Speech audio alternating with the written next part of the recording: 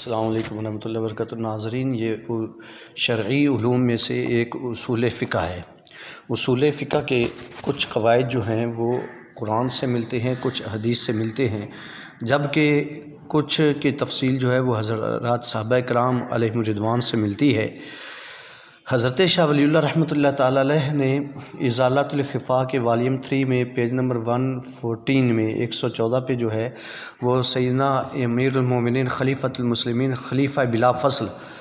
اور پہلے نمبر والے خلیفہ حضرت سیدنا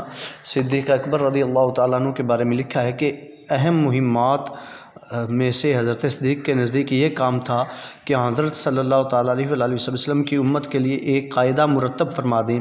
کہ مسائل اجتہاد میں لوگ کس راہ پر چلیں اور دلائل شرعیہ کی ترتیب کس اصول کے ساتھ عمل میں لائیں۔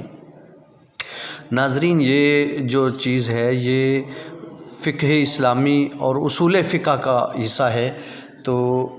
جب اصول فقہ کا حصہ ہے تو اس سے پتہ چلا کہ فقہ اور اصول فقہ یہ وہ دو علوم ہیں جو کہ صحابہ کرام کی بھی ضرورت تھی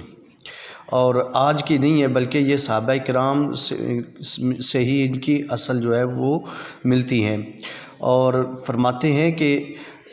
ہمارے آج کے دن تک تمام مجتہدین اسی قاعدہ پر عمل کر رہے ہیں۔ وہ قاعدہ کون سا ہے اس کا تذکرہ وہ آگے بیان کرتے ہیں۔ اور صدیق رضی اللہ تعالیٰ عنہ شیخ اور استاد تمام مجتہدین کے ہوئے اس قاعدہ کو وضع فرمانے کی وجہ سے۔ مروی ہے میمون بن مہران سے کہ ابو بکر رضی اللہ تعالیٰ عنہ کے پاس جب کوئی مدعی آتا تو وہ نظر کرتے کتاب اللہ میں، اگر اس میں وہ بات پاتے جس سے ان کے درمیان فیصلہ کر دیں تو اس کے مطابق فیصلہ کر دیتے۔ ناظرین، یہ جو حدیث ہے سنن دارمی میں 163 نمبر پر ہے اور سنن کبریٰ جو ہے کتاب آداب القاضی میں اور باب ما یقضی بہ القاضی میں 114 صفحہ پہ اور جلد نمبر 10 میں ہے۔ تو فرمایا کہ قضا بھی و علم یکن فی الکتاب، اگر وہ جو ہے کتاب میں یعنی قرآن پاک میں مسئلہ نہ ملتا، و علم من رسول اللہ صلی اللہ تعالیٰ علیہ وسلم فی ذالک سنتاً قضا بھی، اور وہ رسول اللہ صلی اللہ تعالیٰ علیہ وسلم کی سنت کے مطابق جو ہے فیصلہ فرماتے۔ فَإِنْ أَعْيَاهُ خَرَجَ فَسَأَلَ الْمُسْلِمِينَ، اور اگر وہ عاجز ہو جاتے یعنی نہ قرآن سے ملتا نہ حدیث سے ملتا تو پھر وہ جو ہے نکلتے اور مسلمانوں میں سے پوچھتے، یعنی سارے صحابہ تھے اور کوئی تو صحابی ایسا ہوگا کہ جس نے حضور سے بات سنی ہوگی، قال اللہ، اور یہ اعلان فرماتے اتانی قضا و قضا، کہ میرے پاس جو ہے وہ ایسا ایسا مسئلہ ہے۔ فَهَلْ عَلِمْتُمْ أَنَّ رسول اللہ صلی اللہ تعالیٰ علیہ وسلم قضا فی ذالک بقضاء، تو کسی کو یہ پتہ ہے کہ رسول اللہ صلی اللہ تعالیٰ علیہ وسلم نے اس طرح کا کوئی مسئلہ جو ہے وہ حل فرمایا ہو؟ فربما اجتمع علیہ النظر کلہم یذکر من رسول اللہ صلی اللہ تعالیٰ علیہ وسلم فی قضاء فیقول ابو بکر الحمدللہ الذی جعل فینا من یحفظ علی نبینا۔ اگر تو کسی پر یہ نظر پڑ جاتی کہ ایک نظریے پر لوگ جو ہے جمع ہو جاتے اور